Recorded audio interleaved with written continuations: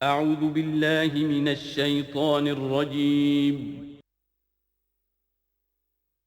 بسم اللہ الرحمن الرحیم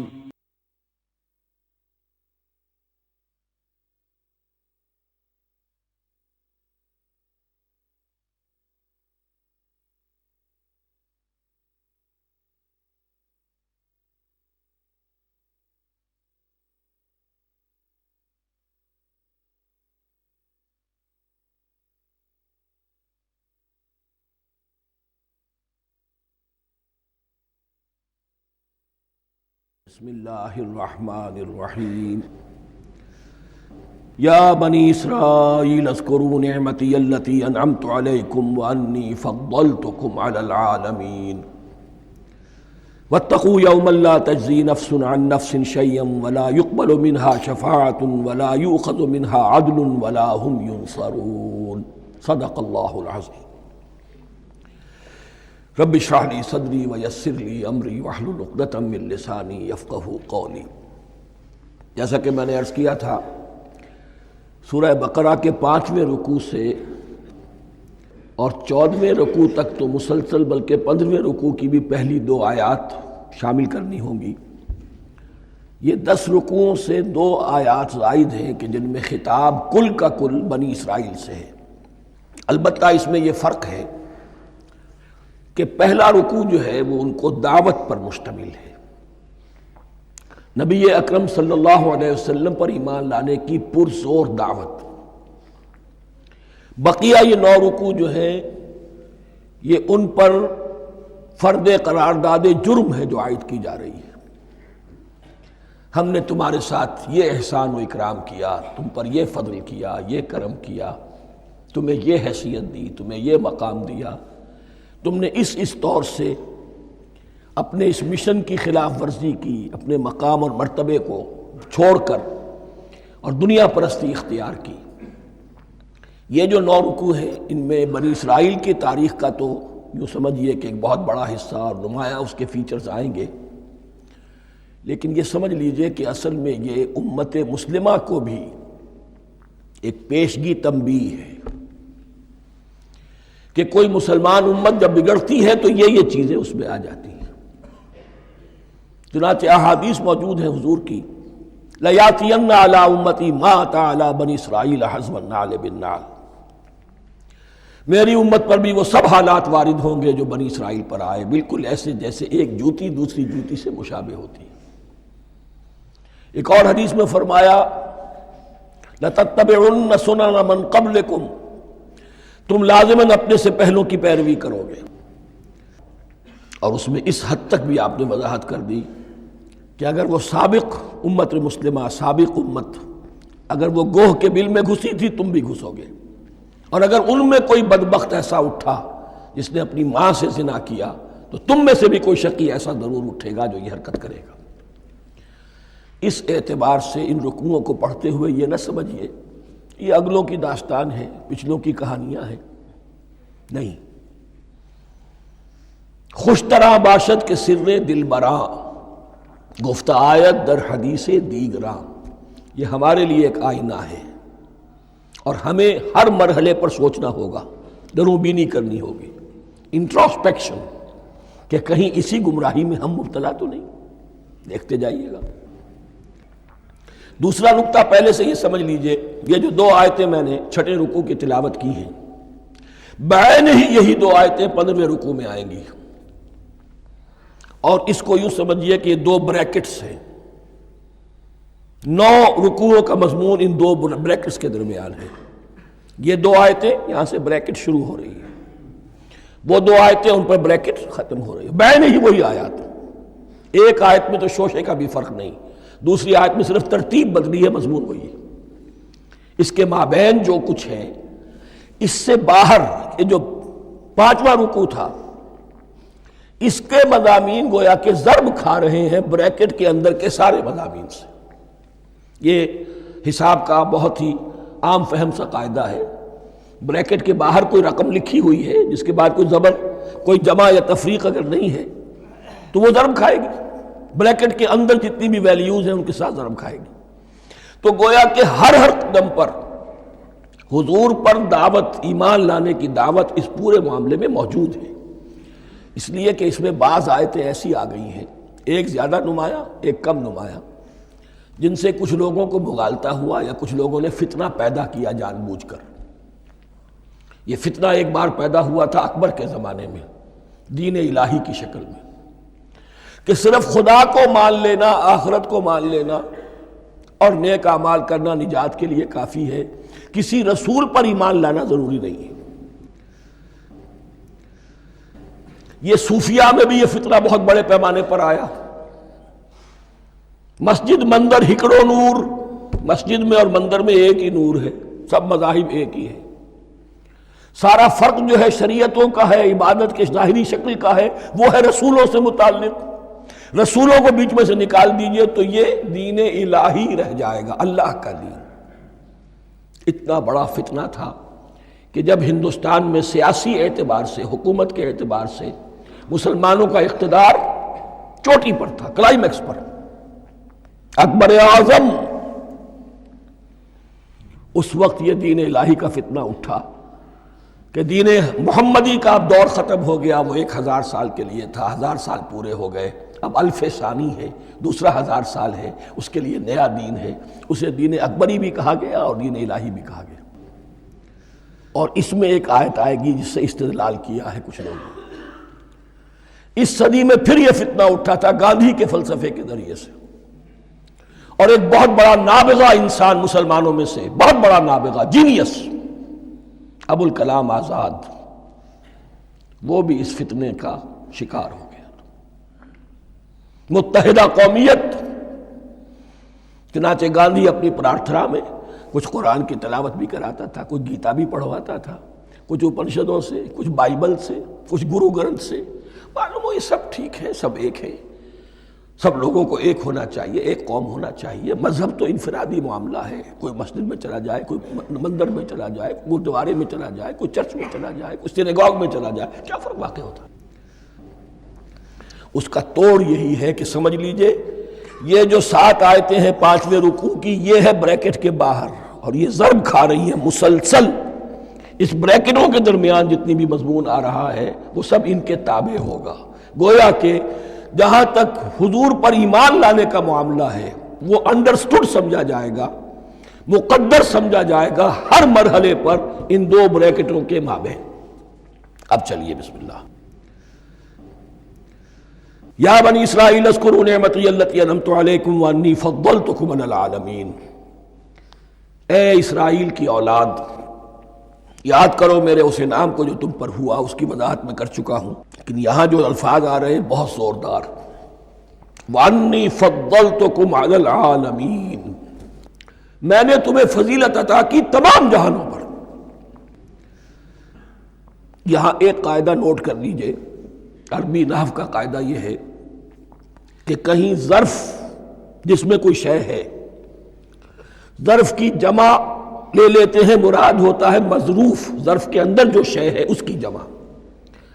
تمام جہانوں پر فضیلت، کیا فرشتوں پر بھی فضیلت؟ نہیں، جہان والوں پر، تمام اقوام عالم پر تمہیں فضیلت عطا کی، یہ مطلب ہے اس کا۔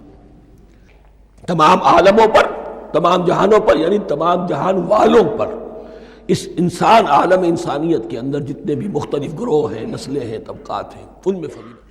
وَاتَّقُوا يَوْمًا لَا تَجْزِي نَفْسٌ عَن نَفْسٍ شَيْئًا، میں عرض کر چکا ہوں، اب تیسری مرتبہ پھر عرض کر رہا ہوں، اصل شیخ آخرت، محاسبہ آخرت، یہ مستحضر ہوگا تو انسان سیدھا رہے گا۔ کس میں کمزوری آ جائے، ضعف آ جائے تو باقی ایمان باللہ، ایمان بالرسالت، یہ نہ معلوم کیا کیا شکلیں اختیار کر لیں۔ دیکھیے اس آیت کے اندر 4 اعتبارات سے محاسبہ آخرت کا زور ہے۔ وَاتَّقُوا يَوْمًا، ڈرو اس دن سے، لا تجزی نفس عن نفس شیئا، جس دن کوئی جان کسی دوسرے کے کام نہ آ سکے گی، ولا يقبل منها شفاعہ، اور نہ کسی سے کوئی سفارش یا شفاعت قبول کی جائے گی، کیٹیگوریکل ڈینائل، ولا يؤخذ منها عدل، نہ کسی سے فدیہ قبول کیا جائے گا، ولا هم ينصرون، اور نہ انہیں کوئی مدد مل سکے گی۔ ہم نے طرح طرح کے عقیدے، شفاعت باطلہ کا تصور، اہل عرب سمجھتے تھے ہمیں یہ فرشتے جو ہے خدا کی بیٹیاں ہیں، یہ لات اور منات اور عزا ہم نے ان کے بت بنا رکھے ہیں، پوچھتے ہیں یہ اپنے ابا جان سے اللہ کی بیٹیاں ہیں نا، لاڈلی بیٹیاں، چھڑا لیں گے ہم۔ ہمارے ہاں بھی تصور ہے اولیاء اللہ چھڑا لیں گے۔ یا شفاعت باطلہ، خود حضور کی شفاعت کے بارے میں جو غلط تصورات ہیں، ایک شفاعت حقہ ہے، اس کی وضاحت کا یہ موقع نہیں ہے، وہ آیت الکرسی پہ جب ہم پہنچیں گے انشاءاللہ تعالیٰ اسی سورہ مبارکہ میں تو اس کی وضاحت بھی ہوگی۔ یہ سارے جو ہم نے جو گھڑ رکھے ہیں خیالات، ان کی نفی اس آیت کے حوالے سے کی۔ وَاتَّقُوا يَوْمًا لَا تَجْزِي نَفْسٌ عَن نَفْسٍ شَيْئًا، کوئی انسان دوسرے انسان کے کام نہیں آ سکتا۔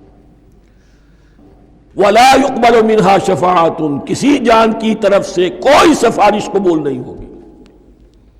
وَلَا يُؤْخَذُ مِنْهَا عَدْلٌ، نہ کوئی فدیہ قبول کیا جائے گا۔ وَلَا هُمْ يُنصَرُونَ، نہ انہیں کوئی مدد مل سکے گی۔ اب اس کے بعد اللہ تعالیٰ کے احسانات اور ان کی طرف سے جو ناشکریاں ہوئی ہیں ان کی بڑی تفصیل کے ساتھ اب بات چلے گی، تفصیل نہیں، تیزی کے ساتھ۔ یہ واقعات کئی 100 برس کے ہیں، لیکن ایک تو یہ کہ ان کی تفاصیل مکی صورتوں میں آ گئی ہیں، سب سے زیادہ سورہ اعراف میں ملیں گی، اور بھی کئی صورتوں میں آپ کو مل جائیں گی۔ یہاں پر تو پے بپے، جیسے کہ ایک قرارداد جرم کسی پر کی جاتی ہے تو اس میں سب گنوائے جاتے، تم نے یہ کیا، یہ کیا، یہ کیا۔ وَإِذْ نَجَّيْنَاكُم مِّنْ آلِ فِرْعَوْنَ، اور ذرا یاد کرو جب کہ ہم نے تمہیں نجات دی تھی فرعون کی قوم سے۔ يَسُومُونَكُمْ سُوءَ الْعَذَابِ، وہ تمہیں بدترین عذاب میں مبتلا کیے ہوئے تھے۔ يُذَبِّحُونَ أَبْنَاءَكُمْ وَيَسْتَحْيُونَ نِسَاءَكُمْ، تمہارے بیٹوں کو ذبح کر ڈالتے تھے اور تمہاری عورتوں کو زندہ رکھتے تھے۔ عورتیں تو پھر ان کے کام آتی تھی، گھر میں کام کاج کے لونیاں بنتی تھی، گھروں میں ڈال لیتے تھے، لیکن لڑکوں کو، اور یہ 2 موقع پر ہوا ہے بنی اسرائیل کے ساتھ، یہ بعد میں انشاءاللہ اس کی تفصیل آئے گی۔ وَفِي ذَلِكُمْ بَلَاءٌ مِّن رَبِّكُمْ عَظِيمٌ، اور یقیناً اس میں تمہارے رب کی طرف سے تمہارے لیے بڑی آزمائش تھی۔ وَإِذْ فَرَقْنَا بِكُمُ الْبَحْرَ، اور یاد کرو جب کہ ہم نے تمہارے لیے سمندر کو پھاڑ دیا یا دریا کو پھاڑ دیا۔ یہ ایک مختلف فی بات ہے کہ کس جگہ سے کراس کیا تھا بنی اسرائیل نے ایجپٹ سے سینائی پیننسولا آنے کے لیے، جزیرہ نما سینا میں۔ ایک رائے یہ کہ دریائے نیل کو کراس کر کے گئے ہیں، لیکن یہ بات غلط ہے، دریائے نیل تو مصر کے اندر ہے، وہ کبھی بھی مصر کی حد نہیں بنا۔ کسی کی رائے یہ ہے کہ جو خلیج سویز ہے، بحر قلزم جو ہے، ریڈ سی، وہ اوپر جا کر 2 کھاڑیوں میں تبدیل ہو جاتا ہے، خلیج عقبہ مشرق کی طرف اور خلیج سویس مغرب کی طرف، اور ان کے درمیان میں یہ سینائی پیننسولا جو ہے یہ تکون ہے، جیسے ہندوستان بھارت تکون ہے، ایسے یہ پیننسولا ہے، انڈین پیننسولا، سینائی پیننسولا۔ اور یہ سویس کینال تو بعد میں بنی ہے، خلیج سویس اور میڈیٹرینین بحیرہ روم کے درمیان یہ کچھ چھوٹی چھوٹی، اگرچہ چھوٹی تھی سمندر کے لحاظ سے، بہت بڑی بڑی جھیلیں تھیں، اور ان جھیلوں ہی کو پھر جوڑ جوڑ کر درمیان میں جو خشکی تھی اس کو کاٹ کر سویس کینال بنائی گئی ہے۔ اب تو یہ مسلسل ایک رابطہ ہے، لیکن معلوم ہوتا ہے کہ یا تو خلیج سویس کو کراس کیا ہے حضرت موسیٰ علیہ السلام نے، اور یہی میری رائے زیادہ یہی ہے، اس لیے کہ کوہ طور جو ہے وہ اس پیننسولا کی ٹپ پر ہے، نیچے ہے یہاں، جہاں پر ان کا قیام رہا، اور جہاں پھر حضرت موسیٰ کو 40 دن کے لیے کوہ طور پر بلا کر اور پھر انہیں تورات دی گئی ہے۔ تو معلوم ہوتا ہے کہ جو خلیج سویز ہے اسے کراس کیا ہے۔ کراس کس طرح کیا ہے کہ حضرت موسیٰ کے عصا کی ایک ضرب سے سمندر پھٹ گیا۔ فَكَانَ كُلُّ فِرْقٍ كَالطَّوْدِ الْعَظِيمِ، دونوں طرف چٹانوں کے مانند پہاڑ کی طرح جو ہے وہ سمندر کھڑا ہو گیا، اس کے راستے سے یہ نکل گئے۔ اور پھر جب فرعون اور اپنا لشکر لے کر جب آیا ہے، اس نے سوچا ہم بھی نکل جائیں، وہ غرق ہو گئے، اس لیے کہ دونوں طرف کا پانی آپس میں مل گیا۔ یہ تھی کیفیت، اور معجزانہ کیفیت تھی، یہ کوئی فطرت کے یا نیچر کے اصول کے مطابق بات نہیں تھی، اور میں عرض کر چکا ہوں، آپ کو بتا چکا ہوں معجزہ کسے کہتے ہیں۔ وَإِذْ فَرَقْنَا بِكُمُ الْبَحْرَ فَأَنْجَيْنَاكُمْ، جب ہم نے تمہارے لیے یا تمہارے ساتھ سمندر کو پھاڑ دیا تمہارے لیے، تمہارے گزرگاہ بنانے کے لیے، تو تمہیں تو نجات دے دی۔ وَأَغْرَقْنَا آلَ فِرْعَوْنَ وَأَنْتُمْ تَنظُرُونَ، اور تمہاری نگاہوں کے سامنے فرعون کے لاؤ لشکر کو غرق کیا، تم دیکھ رہے تھے، یہ گزر چکے تھے، اس ساحل پر کھڑے ہیں، ادھر سے یہ داخل ہوئے ہیں اور پانی دونوں طرف سے آ کر مل گیا اور یہ غرق ہو گئے۔ وَإِذْ وَعَدْنَا مُوسَىٰ 40 لَيْلَةً، اور یاد کرو پھر جب کوہ طور پر ہم نے موسیٰ کو 40 دن کے لیے بلایا۔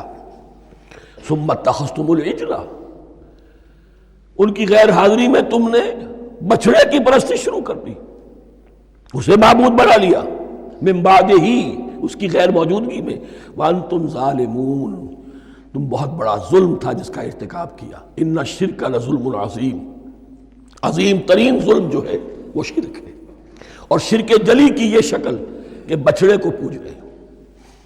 ثم عفونا عنکم من بعد ذلک، پھر ہم نے تمہیں اس کے بعد بھی معاف کیا، یہ ہمارا کرم رہا ہے، ہماری رحمت رہی۔ من بعد ذلک لعلکم تشکرون، تاکہ تم شکر کرو۔ وَإِذْ آتَيْنَا مُوسَى الْكِتَابَ وَالْفُرْقَانَ لَعَلَّكُمْ تَهْتَدُونَ، اور یاد کرو جب کہ ہم نے موسیٰ کو کتاب اور فرقان عطا فرمائی۔ یہ فرقان حق اور باطل کے درمیان فرق کر دینے والی چیز، اور کتاب عام طور پر جو آتا ہے وہ شریعت کے لیے آتا ہے، شریعت بھی دی، کتاب بھی دی، اور فرقان بھی دیا، لعلکم تہتدون، تاکہ تم ہدایت پاؤ۔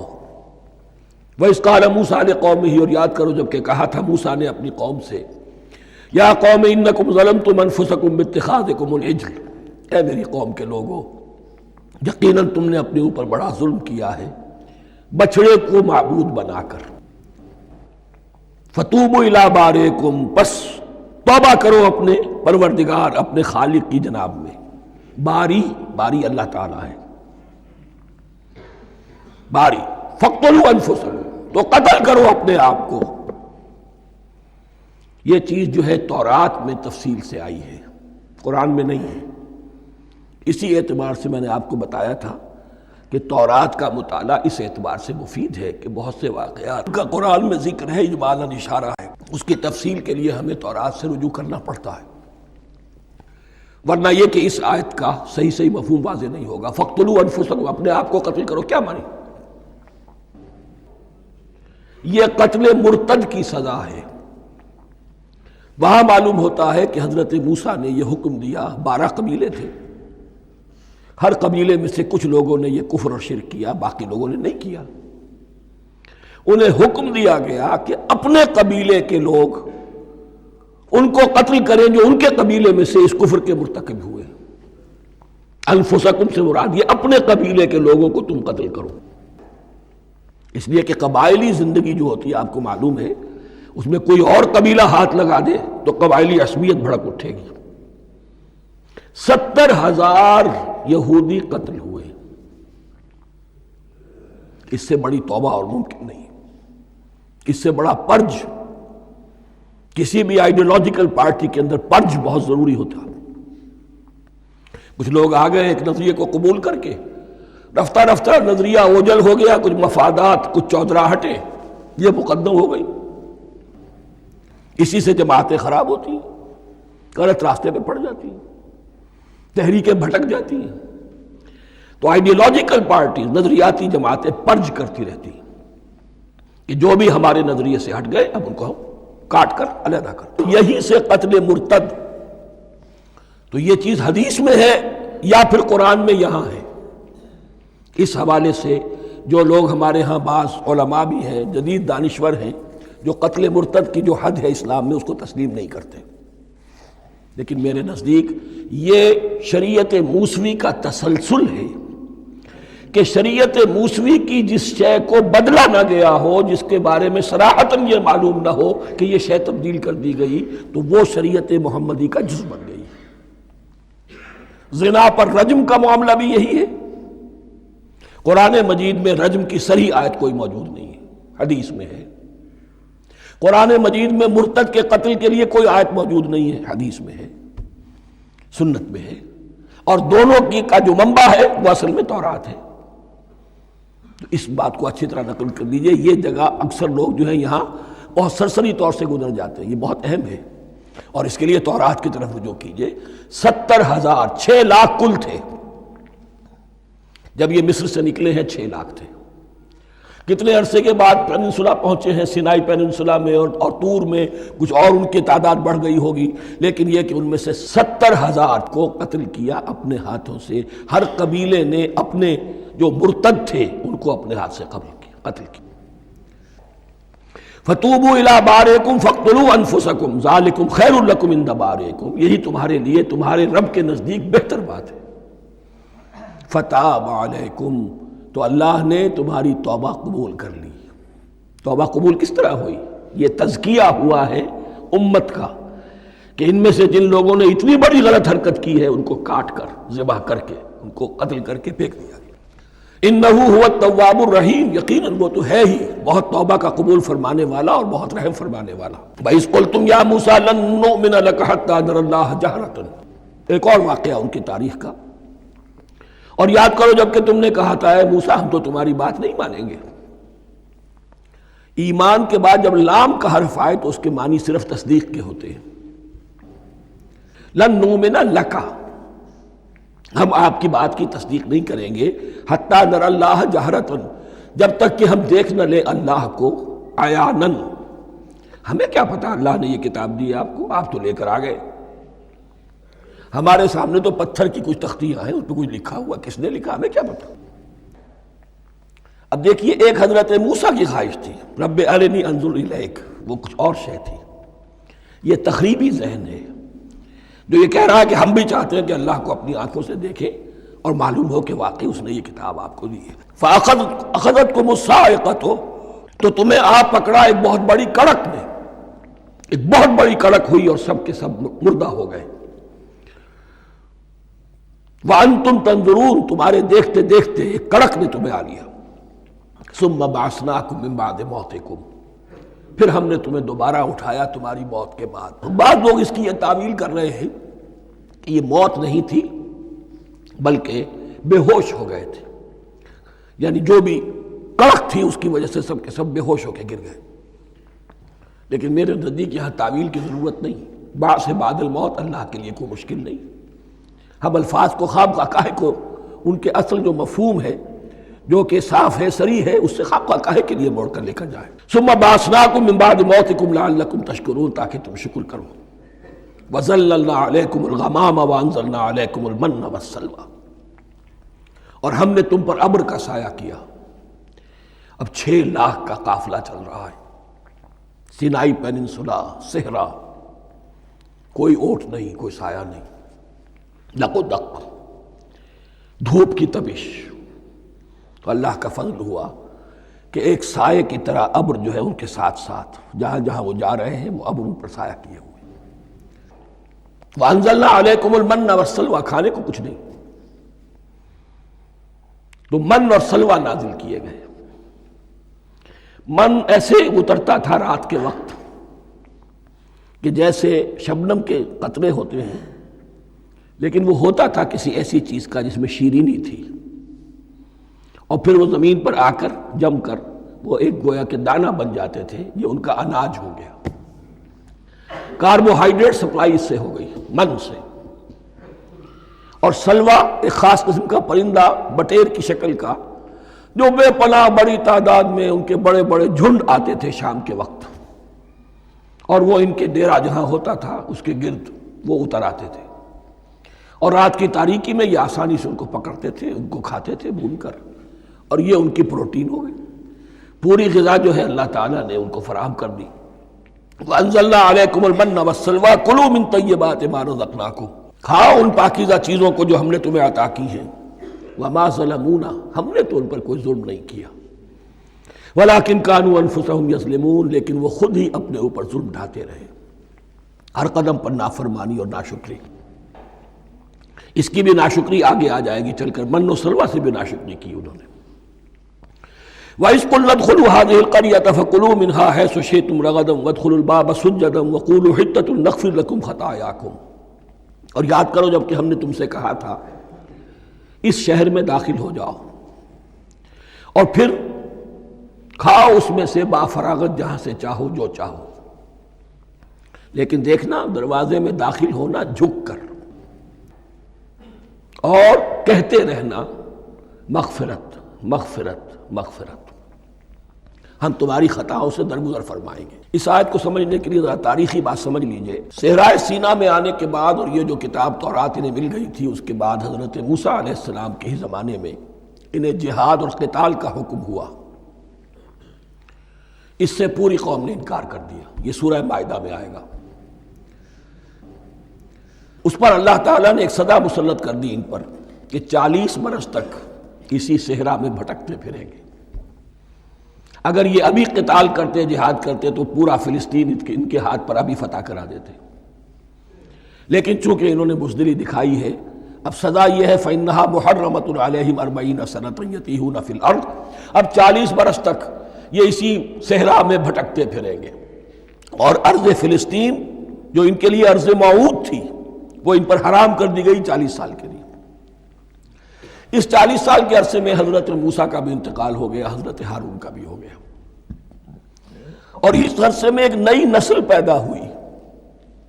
وہ جو غلامی کا داغ اٹھائے ہوئی نسل آئی تھی مصر سے، جن کے اندر مورل کیریکٹر جو ہے وہ بہت کمزور ہو جاتا ہے، وہ پوری نسل ختم ہو گئی، نئی نسل اب پیدا ہوئی۔ 40 برس صحرا میں پیدا ہوئے، یہی پلے بڑھے، ان میں اب ایک جذبہ تھا۔ حضرت موسیٰ کے پھر جو خلیفہ تھے یوشع ابن نون، جوشوا، تورات میں ان کا نام جوشوا ہے، یوشع، ان کی سرکردگی میں اب بنی اسرائیل کی اس نئی نسل نے قتال کیا، جنگ کی، اور پہلا شہر جو فتح ہوا وہ اریحا۔ آج بھی وہ شہر جو ہے جیریکو جو آپ دیکھتے ہیں خبروں کے اندر آتا ہے بار بار، اریحا اس کا پرانا نام ہے، یہ شہر فتح ہوا۔ اس فتح کی بات کا تذکرہ ہو رہا ہے۔ یاد کرو جب کہ ہم نے تم سے کہا تھا اس بستی میں، اس شہر میں داخل ہو جاؤ فاتحانہ، اور پھر جو کچھ یہاں ہے، جو نعمتیں ہیں، ان سے متمتع ہو، کھاؤ پیو، لیکن داخل ہونا سجدہ کرتے ہوئے، مراد کیا؟ جھک کر، یعنی ایسا نہ ہو کہ تکبر کی وجہ سے تمہاری گردنیں اکڑ جائیں، گردنیں جھکا کر اللہ کا احسان مانو، یہ نہ سمجھو کہ یہ فتح تم نے حاصل کی۔ اس کی تفسیر اصل میں نظر آتی ہے حضور کی شخصیت میں، کہ جب فتح مکہ کے موقع پر مکے میں داخل ہوئے ہیں تو جس سواری پر آپ بیٹھے ہوئے تھے، آپ کی پیشانی اس کی گردن کے ساتھ جڑی ہوئی تھی۔ یہ وقت ہوتا ہے جب کہ تکبر اور تعلی، فاتح کی حیثیت سے آنا، اور بندہ مومن کے لیے یہی وقت ہے تواضع کا، جھکنے کا۔ وَقُولُوا حِطَّةٌ، حتیٰ یحط تو کہتے ہیں جھاڑ دینے کو، تو اس کے معنی کیا ہے؟ اے اللہ ہمارے گناہ جھاڑ دے، مغفرت، اے اللہ ہمیں مغفرت، ہماری مغفرت فرما، جو خطائیں ہو گئی بخش دے۔ قولوا حِطَّةٌ، تمہاری زبان پر استغفار ہونا چاہیے، تمہاری گردنیں جھکی ہوئی ہونی چاہیے۔ نغفر لکم خطایاکم، اگر تم اس پر عمل کرو گے ہم تمہاری خطائیں جو ہیں انہیں معاف فرما دیں گے۔ وسنزید المحسنین، اور جو تم میں محسن ہوں گے انہیں اور بھی زیادہ دیں گے، اور انعام و اکرام آئیں گے۔ فبدل الذین ظلموا قولا غیر الذی قیل لہم، تو ان میں سے جو ظالم تھے، جو بد کردار تھے، انہوں نے بدل دیا، ایک اور قول اختیار کر لیا اس قول کی جگہ جو انہیں کہا گیا تھا حتہ حتہ، انہوں نے کہنا شروع کیا حنطہ حنطہ، ہمیں تو گیہوں چاہیے۔ یہ بعد میں ابھی آ جائے گا اگلے رکوع کے اندر، کہ من و سلوہ سے ان کی طبیعتیں بھر گئی تھی ایک ہی چیز کھا کھا کے۔ اب وہ کہہ رہے تھے کوئی چیز ہمیں جو ہے زمین کی روئندگی میں سے، پیداوار میں سے، تو وہ ان کے زبان پر انہوں نے مذاق اڑاتے ہوئے گویا کہ حضرت موسیٰ علیہ السلام کے ذریعے سے حکم ملا ہے، استہزاء کر رہے ہیں، حتۃ کی بجائے حنطۃ۔ فانزلنا علی الذین ظلموا رجزا من السماء بما كانوا یفسقون، تو جن لوگوں نے یہ حرکت کی تھی ان پر ہم نے آسمان سے ایک بہت بڑا عذاب نازل کیا۔ تورات سے معلوم ہوتا ہے کہ پلیگ آئی، اور جنہوں نے یہ حرکت کی تھی وہ سب کے سب ہلاک ہو گئے یریکو کے اندر، بما كانوا یفسقون، بسبب اس نافرمانی کے جو انہوں نے کی۔ وَإِذِ اسْتَسْقَىٰ مُوسَىٰ لِقَوْمِهِ فَقُلْنَا اضْرِب بِّعَصَاكَ الْحَجَرَ، اب یہ پھر صحرائے سینا کا واقعات آ رہے ہیں، ان میں ترتیب زمانی نہیں ہے۔ اریحا کی فتح جو ہے حضرت موسیٰ کے بعد ہے، لیکن اب یہاں پہ پھر ابھی وہ جو صحرائے تیہ میں جب بھٹک رہے تھے پھر اس کا ذکر ہے۔ وَإِذِ اسْتَسْقَىٰ مُوسَىٰ لِقَوْمِهِ فَقُلْنَا اضْرِب بِّعَصَاكَ الْحَجَرَ، اور جب کہ موسیٰ کی قوم نے موسیٰ سے پانی طلب کیا۔ اب صحرا میں آپ کو معلوم ہے جہاں پڑاؤ تھا اب وہاں پانی نہیں ہے، 6 لاکھ ہو 7 لاکھ ہو کتنے افراد ہو، پانی چاہیے۔ وَإِذِ اسْتَسْقَىٰ مُوسَىٰ لِقَوْمِهِ فَقُلْنَا اضْرِب بِّعَصَاكَ الْحَجَرَ، تو ہم نے کہا کہ اپنے عصا سے ضرب لگاؤ چٹان پر۔ فَانْفَجَرَتْ مِنْهُ اثْنَتَا عَشْرَةَ عَيْنًا، تو اس سے 12 چشمے پھوٹ بہے۔ فجر کہتے ہیں کسی شے کے پھٹ کر کوئی چیز برآمد ہو۔ فجر جو ہوتی ہے، فجر کا وقت رات کی تاریکی کا پردہ چاک ہوتا ہے اور سپیدہ سحر نمودار ہوتا ہے۔ فَانْفَجَرَتْ مِنْهُ اثْنَتَا عَشْرَةَ عَيْنًا، تو 12 چشمے پھوٹ بہے۔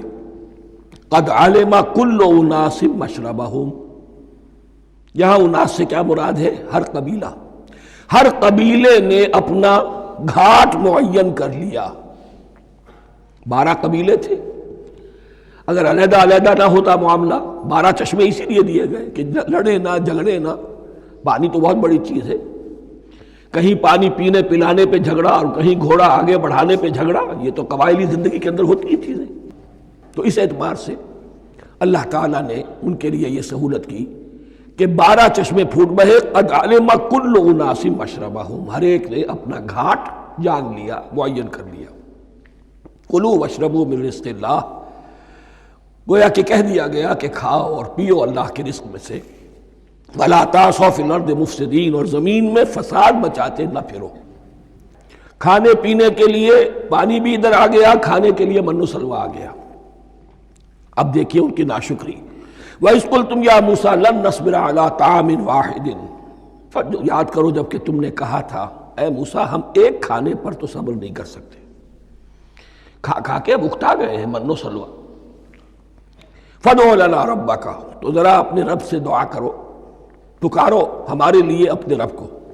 یخرج لنا، وہ نکالے ہمارے لیے مما تنبت الارض، زمین کی روئیدگی اور پیداوار میں سے، نباتات ارضی میں سے، من بقلہا اس کی ترکاریاں، وقصائہا اور ککڑیاں، کھیرے اور ککڑیاں، ان سب کے لیے یہ لفظ ہے۔ وفومہا، ایک ترجمہ گیہوں کیا گیا ہے لیکن میرے نزدیک زیادہ صحیح ترجمہ ہے لہسن، اور سرائے کی زبان میں بھی اور ممکن ہے کہ سندھی میں بھی ہو تھوم، تھوم کہتے ہیں لہسن کو، یہ فوم کی بدلی ہوئی شکل ہے، اس لیے کہ یہی علاقہ ہے جس میں عرب آئے تھے، تو عربوں کی زبان کے بہت سے الفاظ جو ہیں اس سرائے کی زبان میں خاص طور پر وہ بہت زیادہ، تو تھوڑی سی شکل بدل کر وہ کافی تعداد میں موجود ہے۔ وعدسہا، اور دال خاص طور پر مسور کی، وبصلہا، اور پیاز۔ اب جو چٹخارے جس سے بنتے ہیں سالن کے، ان کی زبانیں وہ چٹخارے مانگ رہی۔ ظاہر بات ہے کہ اگر وہ سلوا بھی تھا، بٹیرا ہے، اسے آگ کے اوپر ذرا سا تپایا اور کھایا، وہ ایک ہی خاص قسم کی غذا ہے جو چل رہی ہے۔ اسی طرح من جو ہے وہ ایک خاص قسم کا سیریل ان کے لیے بن گیا ہے، لیکن یہ جو چٹخارے ہیں یہ تو لہسن سے ہے، پیاز سے ہے، ترکاریوں سے ہے، ان تمام چیزوں سے، دال کا اپنا ایک ذائقہ ہے۔ قال تستبدلون الذی هو ادنی بالذی هو خیر، حضرت موسیٰ نے فرمایا کیا تم وہ شے بدلے میں لینا چاہتے ہو اس کے، کیا وہ شے جو کمتر ہے بدلے میں چاہتے ہو اس کے کہ جو بہتر ہے؟ من و سلوہ کہیں بہتر ہے اللہ کی طرف سے جو تمہیں دیا گیا ہے، تم اس سے تمہارا جی بھر گیا ہے، اس کو ہاتھ سے دے کر چاہتے ہو کہ یہ ادنا چیزیں تمہیں ملے۔ اہبطوا مصرا، اب یہ لفظ آ گیا اہبطوا۔ اب ظاہر بات ہے یہ آسمان سے زمین پر اترنے کے لیے لفظ نہیں ہے اہبطوا، یہاں اس کا ترجمہ صحیح ہوگا سیٹل ڈاؤن سم ویئر۔ اگر زمین کی یہ چیزیں چاہیے تو کہیں سیٹل ہو جاؤ اور کاشت کرو، بیج ڈالو، آبیاری کرو، یہ ساری چیزیں تمہیں مل جائیں۔ اہبطوا مصرا، کہیں سیٹل ڈاؤن ہو جاؤ، کہیں اتر پڑو کسی بستی میں، کسی علاقے میں۔ فَإِنَّ لَكُمْ مَا سَأَلْتُمْ، تمہیں مل جائے گا جو کچھ کہ تم نے مانگا۔ وَضُرِبَتْ عَلَيْهِمُ الذِّلَّةُ وَالْمَسْكَنَةُ وَبَاءُوا بِغَضَبٍ مِّنَ اللَّهِ، اب یہ ہے ان کی وہ خباثتیں، ان کے وہ ناشکریاں، ان کی وہ معصیتیں، ان پر جو آخری حکم دیا جا رہا ہے، جو اگر آپ برا نہ مانیں تو میں عرض کروں گا آج یہود پر اتنا اپلیکیبل نہیں ہے جتنا مسلمانوں پر ہے۔ ضربت علیہم الذلۃ والمسکنۃ وباؤوا بغضب من اللہ۔ ذلت اور مسکنت، کم ہمتی ان پر تھوپ دی گئی۔ ضربت علیہم، it was heaped upon them. The humiliation was heaped upon them. ضربت علیہم الذلۃ والمسکنۃ وباؤوا بغضب من اللہ، اور وہ اللہ کا غضب لے کر لوٹے۔ وہی امت جس کے بارے میں فرمایا وَأَنِّي فَضَّلْتُكُمْ عَلَى الْعَالَمِينَ، اسی امت کا پھر یہ حشر ہوا۔ کیوں ہوا؟ نافرمانی۔ تمہیں کتاب دی تھی کہ تم پیروی کرو، تمہیں کتاب دی تھی کہ اسے قائم کرو۔ وَلَوْ أَنَّ أَهْلَ الْكِتَابِ أَقَامُوا التَّوْرَاةَ وَالْإِنْجِيلَ وَمَا أُنزِلَ إِلَيْهِم مِّن رَّبِّهِمْ لَأَكَلُوا مِن فَوْقِهِمْ وَمِن تَحْتِ أَرْجُلِهِمْ۔ اگر یہ تورات اور انجیل کو قائم کرتے، نافذ کرتے، تو نعمتیں زمین بھی اگلتی، ان کے قدموں کے نیچے سے نعمتیں جو ہیں وہ پھوٹتی، اور ان کے سروں کے اوپر سے بھی بارش ہوتی نعمتوں کی۔ لیکن اگر تم نے اس کو چھوڑ کر اپنی خواہشات، اپنے نظریات، اپنے خیالات، اپنا تمرد، اپنی سرکشی، اپنی حاکمیت، اپنی مصلحتیں، اپنی عقل، اس کو بالا تر کیا، تو پھر جو قوم اللہ کے قانون کی، اللہ کی ہدایت کی، اللہ کی کتاب کی امین ہوتی ہے دنیا میں، وہ اللہ کی ریپریزنٹیٹیو ہوتی ہے، نمائندہ ہوتی ہے۔ اگر وہ اپنے عمل سے مس ریپریزنٹ کرے اللہ کو، تو وہ کافروں سے بڑھ کر مغضوب اور کافروں سے بڑھ کر مبغوض ہو جاتی ہے۔ مغضوب بھی، مبغوض بھی۔ اس لیے کافروں کو تو دین پہنچانا تمہارے ذمہ تھا، تم نے دین ان کو کیا پہنچانا تھا، تم تو خود دین سے منحرف ہو گئے۔ آج اس جگہ پر امت مسلمہ کھڑی ہے کہ 1.25 بلین یا 1.5 بلین، 125 کروڑ عزت نام کی شے نہیں ہے، کہ عزت نام تھا جس کا گئی تیمور کے گھر سے، سارے معاملات دنیا کے G7 G15 کے ہاتھ میں ہیں،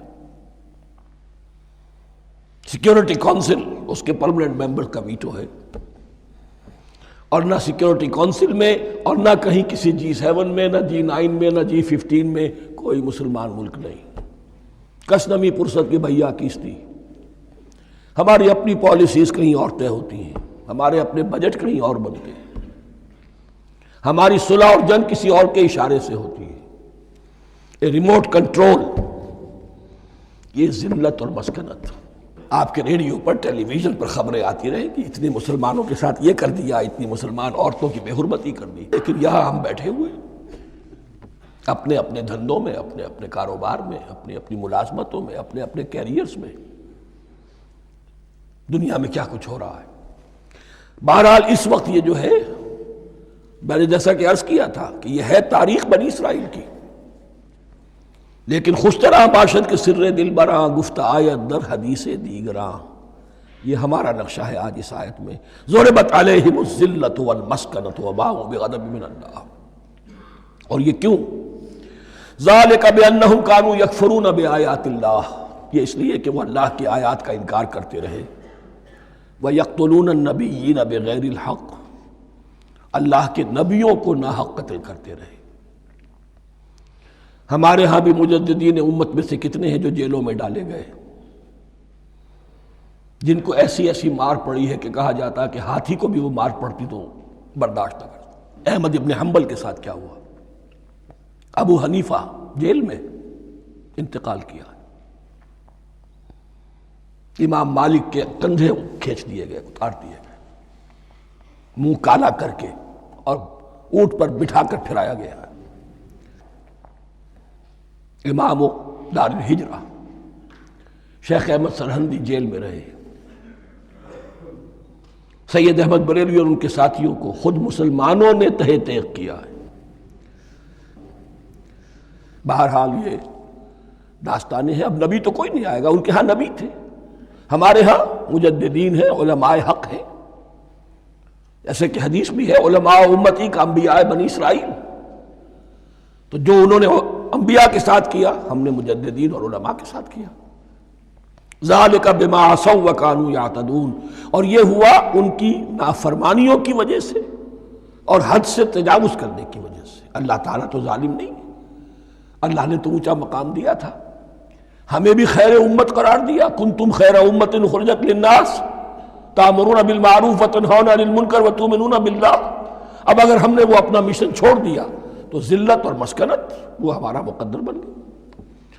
اللہ کا قانون اور اللہ کا عدل بے لاگ ہے، وہ فرام امہ ٹو امہ چینج نہیں ہوتا۔ سنت اللہ جو ہے لن تجد لسنت اللہ تحویلا ولن تجد لسنت اللہ تبدیلا، اللہ کی سنت بدلتی نہیں۔ بنی اسرائیل کا جو حشر ہوا آج وہ ہمارا ہو رہا ہے۔ بہرحال اس پر میری جو کتاب ہے سابق اور موجودہ مسلمان امتوں کا ماضی حال اور مستقبل، اس کا مطالعہ کیجیے۔ اب آ گئی وہ آیت کہ جس سے استدلال کیا گیا ہے کہ ایمان بالرسالت نجات کے لیے ضروری نہیں ہے۔ ان الذین آمنوا والذین ہادوا والنصارى والصابئین من آمن باللہ والیوم الآخر وعمل صالحا فلہم اجرہم عند ربہم ولا خوف علیہم ولا ہم یحزنون۔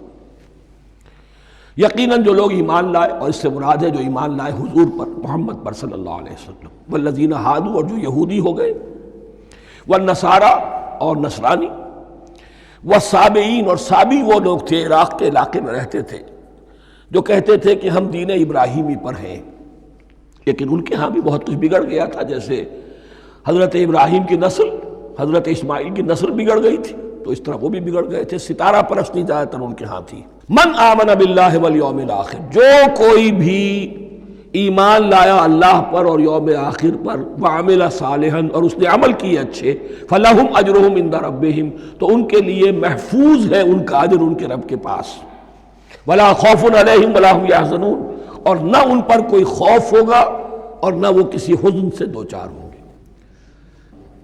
ظاہر الفاظ کے اعتبار سے دیکھیے کہ یہاں ایمان بالرسالت کا ذکر نہیں ہے۔ ویسے تو اگر کوئی اس سے یہ غلط استدلال کرتا ہے تو اس کا پہلا جو اصولی جواب ہے وہ تو یہ ہے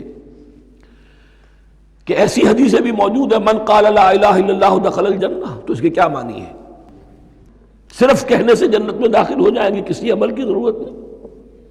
جواب یہ دیا جائے گا پورے قرآن کو سامنے رکھو، پورے حدیث کے ذخیرے کو سامنے رکھو، کسی ایک جگہ سے کوئی ایک نتیجہ نکال دینا وہ صحیح نہیں۔ لیکن اس کے علاوہ وہ اصول جو میں بیان کر چکا ہوں کہ یہ سلسلہ شروع کہاں سے ہوا ہے، 5واں رکوع، وَآمِنُوا بِمَا أَنزَلْتُ مُصَدِّقًا لِمَا مَعَكُمْ وَلَا تَكُونُوا أَوَّلَ كَافِرٍ بِهِ۔ انہیں ایمان کی زوردار دعوت سے تو یہ ساری بات شروع ہوئی ہے۔ اب فصاحت اور بلاغت کا یہ تقاضا ہے کہ بار بار اس کو دہرایا نہ جائے، وہ بات انڈرسٹوڈ رہے گی، مقدر رہے گی، سمجھی جائے گی کہ ہر جگہ پر وہ موجود ہے، اس لیے کہ ساری گفتگو ہو رہی ہے اسی کے حوالے سے۔ وَآمِنُوا بِمَا أَنزَلْتُ مُصَدِّقًا لِمَا مَعَكُمْ وَلَا تَكُونُوا أَوَّلَ كَافِرٍ بِهِ وَلَا تَشْتَرُوا بِآيَاتِي ثَمَنًا قَلِيلًا وَإِيَّايَ فَاتَّقُونِ۔ اس حوالے سے یوں سمجھیے اب اس آیت کو کہ یہاں پر کچھ الفاظ محذوف مانے جائیں گے۔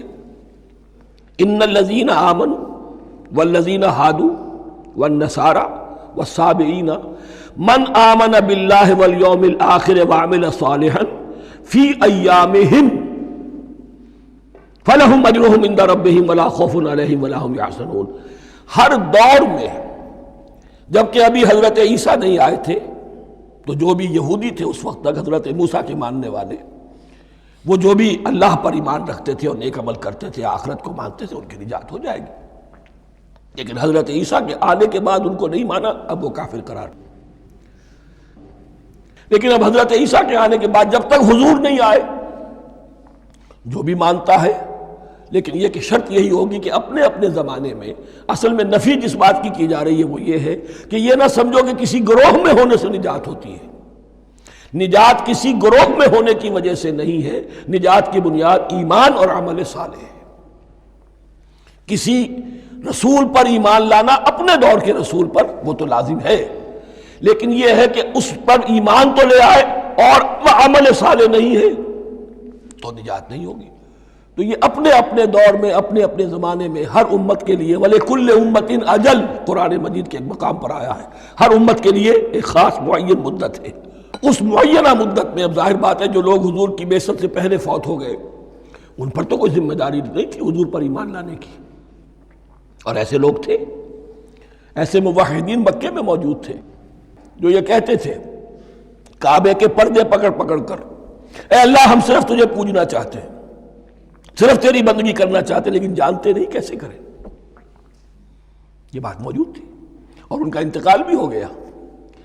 یہ زید، سعید ابن زید، سعید جو حضرت عمر کے بہنوئی تھے اور وہ عشرہ مبشرہ میں سے ہیں، ان کی اہلیہ حضرت فاطمہ بنت خطاب، ان دونوں کے ایمان کو اللہ نے ذریعہ بنایا حضرت عمر کے ایمان کا، اور یہ والد تھے سعید کے زید، وہ یہ کہتے ہوئے دنیا سے چلے گئے حضور کی ابھی بعثت ہی نہیں ہوئی تھی، اے اللہ میں صرف تیری بندگی کرنا چاہتا ہوں، کیسے کروں یہ نہیں جانتا۔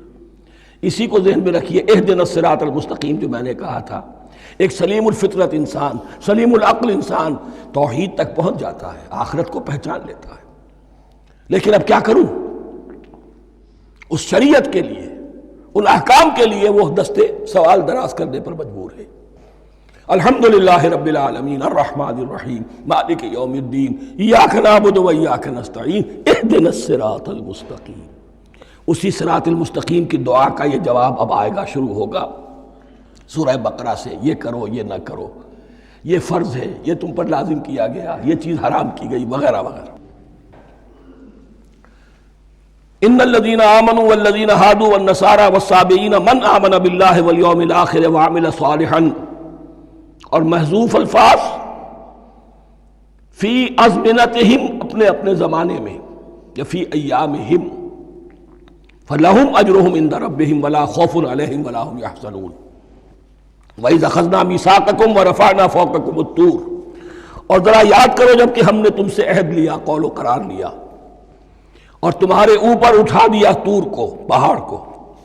جب تورات دی گئی تو اس وقت ایک کیفیت معجزانہ طور پر ایسی پیدا کی گئی، ان کے اوپر ایک رعب ڈالنے کے لیے اور خشیت قلب میں پیدا کرنے کے لیے کوہ طور اٹھا کر معلق کر دیا گیا۔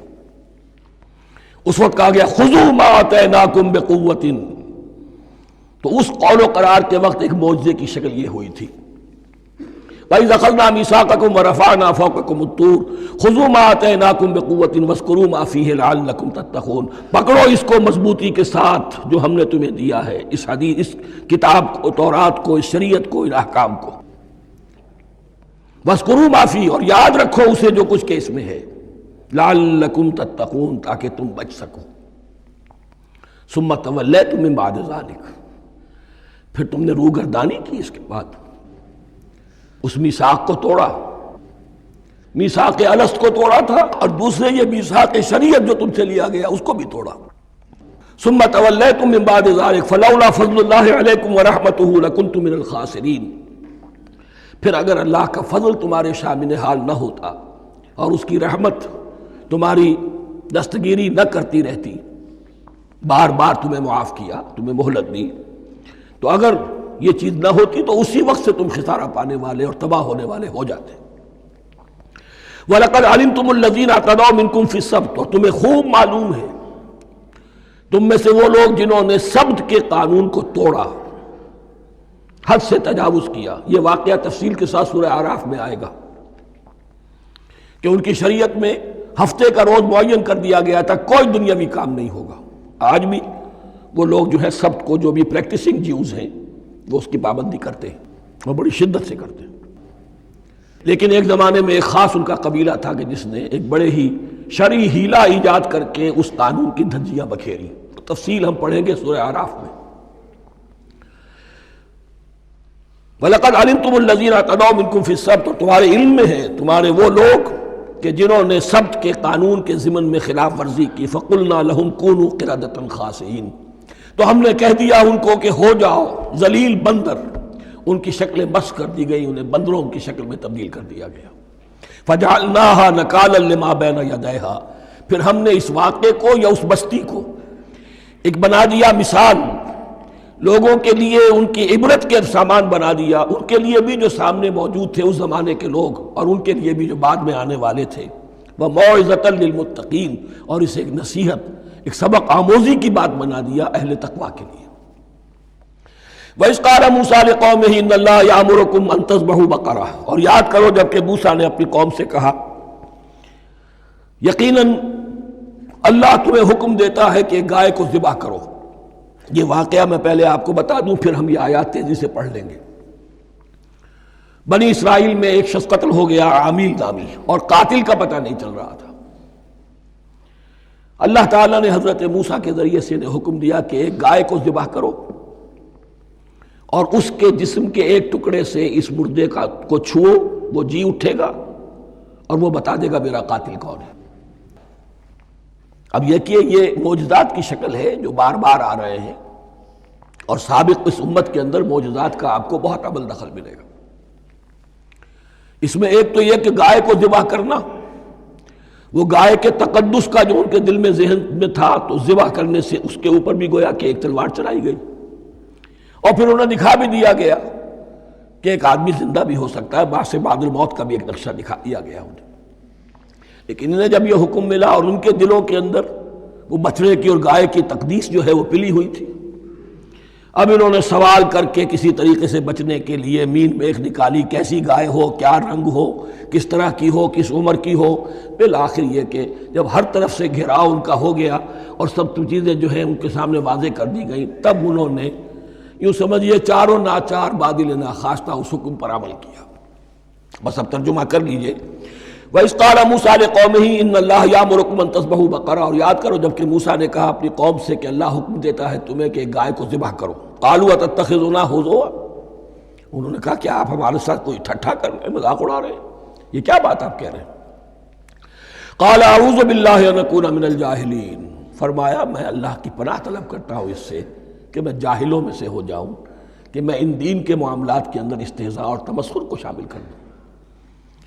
قالوا ادع لنا ربك يبين لنا ما هي، اب انہوں نے کہا اچھا ایسی بات ہے تو ذرا اپنے رب سے دعا کیجئے کہ وہ ہم پر واضح کر دے کہ وہ کیسی ہو۔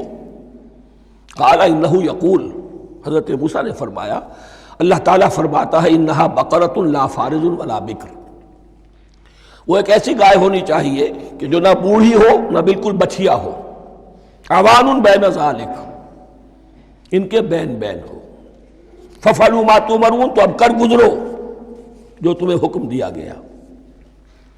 قَالُوا ادْعُ لَنَا رَبَّكَ يُبَيِّن لَنَا مَا لَوْنُهَا، اب انہوں نے پھر کہا ذرا ایک دفعہ اور دعا کیجئے اپنے رب سے، وہ ہمیں بتا دے اس کا رنگ کیسا ہونا چاہیے۔ قَالَ إِنَّهُ يَقُولُ إِنَّهَا بَقَرَةٌ صَفْرَاءُ فَاقِعٌ لَوْنُهَا تَسُرُّ النَّاظِرِينَ، فرمایا اللہ فرماتا ہے کہ وہ گائے ایسی ہونی چاہیے زرد رنگ، شوخ رنگ، شوخ زرد رنگ کی، چمکیلی، جو دیکھنے والوں کو خوب اچھی لگے، پسند آئے، دل میں کھپ جانے والی۔ اب جو زیادہ سے زیادہ ان کے ہاں مقدس سمجھے جاتے تھی گائے، رفتہ رفتہ سوال کر کے اگر پہلے ہی حکم پر وہ کر دیتے تو کسی بھی گائے کو ذبح کر دیتے، لیکن یہاں گھیراؤ ان کا ہو رہا ہے کہ جس کی تقدس کا ان کے ذہن میں زیادہ سے زیادہ تاثر ہے اسی کو واضح کیا جائے۔ قالوا ادع لنا ربك يبين لنا ما هي، پھر انہوں نے کہا ذرا اللہ سے دعا کیجئے اور وہ ہمیں یہ بتائے کہ وہ کیسی ہو۔ ان البقرہ تشابہ علینا، یقیناً ہم کچھ شبے میں پڑ گئے ہیں، یہ گائے کا معاملہ مشتبہ ہو گیا ہے ہم پر۔ قال انہ یقول، فرمایا اللہ فرماتا ہے انہا بقرۃ لا ذلول تثیر الارض ولا تسقی الحرث، وہ ایک ایسی گائے ہونی چاہیے کہ جو کوئی جس سے مشقت نہ لی جاتی ہو، نہ وہ ہل جوتتی ہو اور نہ وہ رہٹ کا پانی کھینچتی ہو۔ تسیر الارض، نہ تو وہ زمین کو جوتنے میں، ہل چلانے میں کام نہیں لی جائے، ولا تسقی الحرث، اور نہ کھیتی کو پانی پلانے کے لیے وہ پانی کھینچنے میں استعمال کیا جائے۔ مسلمتن، اور پوری سالم ہونی چاہیے، یک رنگ، لا شیۃ فیہا، اس میں کسی دوسرے رنگ کا کوئی داغ تک نہ ہو۔ اب کیا کرتے، گھیراؤ میں آ گئے۔ قالوا الآن جئت بالحق، کہا انہوں نے کہ ٹھیک ہے، اب تو آپ نے بات جو ہے پوری طریقے سے واضح کر دی۔ فَذَبَحُوهَا وَمَا كَادُوا يَفْعَلُونَ، تب انہوں نے اس کو ذبح کیا اور وہ کرنے والے نہیں تھے، دل میں نہیں تھا، بادل ناخواش تھا۔ اب دیکھیے یہاں ترتیب ذرا واقعے کی جو ہے مختلف ہو گئی ہے۔ جو اس ذبح بقرہ کا سبب تھا وہ بعد میں بیان ہو رہا ہے۔ تورات میں چونکہ واقعات کو اس طریقے سے بیان کیا ہے لہذا وہاں ترتیب دوسری ہے۔ وَإِذْ قَتَلْتُمْ نَفْسًا فَادَّارَأْتُمْ فِيهَا، اور یاد کرو جب کہ تم نے ایک جان کو قتل کیا تھا اور اس کا الزام تم ایک دوسرے پر لگا رہے تھے، یعنی کسی کا پتہ نہیں چل رہا تھا قاتل کون ہے۔ وَاللَّهُ مُخْرِجٌ مَا كُنْتُمْ تَكْتُمُونَ، اور اللہ تعالیٰ فیصلہ کر چکا تھا کہ جو کچھ تم چھپا رہے ہو اسے نکال کر رہے گا، واضح کرے گا۔ فَقُلْ اضْرِبُوهُ بِبَعْضِهَا، تو ہم نے حکم دیا کہ اس کی لاش کو اس گائے کے ایک ٹکڑے سے، اس کے جسم کے ایک حصے سے ضرب لگاؤ۔ كَذَلِكَ يُحْيِي اللَّهُ الْمَوْتَىٰ، اور دیکھو اس طریقے سے اللہ مردوں کو زندہ کر دے گا۔ تھوڑی دیر کے لیے وہ زندہ ہوا اور اس نے اپنے قاتل کا نام بتا دیا۔ وَيُرِيكُمْ آيَاتِهِ لَعَلَّكُمْ تَعْقِلُونَ، اور وہ تمہیں دکھاتا ہے اپنی آیات تاکہ تم عقل سے کام لو۔ اب جو الفاظ آ رہے ہیں بہت سخت ہیں، بہت سخت ہیں، لیکن ان کو پڑھتے ہوئے درون بینی ضرور کیجیے گا، اپنے اندر جھانکیے گا۔ ثُمَّ قَسَتْ قُلُوبُكُمْ، پھر تمہارے دل سخت ہو گئے۔ جب دین میں ہیلے بہانے نکالے جانے لگے اور ہیلوں بہانوں کے ذریعے سے شریعت کے احکام سے بچا جائے، اللہ کو دھوکہ دینے کی کوشش کی جائے، اس کا جو نتیجہ نکلتا ہے وہ دل کی سختی ہے۔ ثم قست قلوبکم، پھر تمہارے دل سخت ہو گئے۔ فہی کالحجارۃ او اشد قسوہ، تو وہ تو اب پتھروں کے مانند ہیں بلکہ سختی میں ان سے بھی زیادہ شدید ہے۔ یہ ویسے بھی فصاحت اور بلاغت کا بھی بڑا ایک عمدہ مقام ہے قرآن کا۔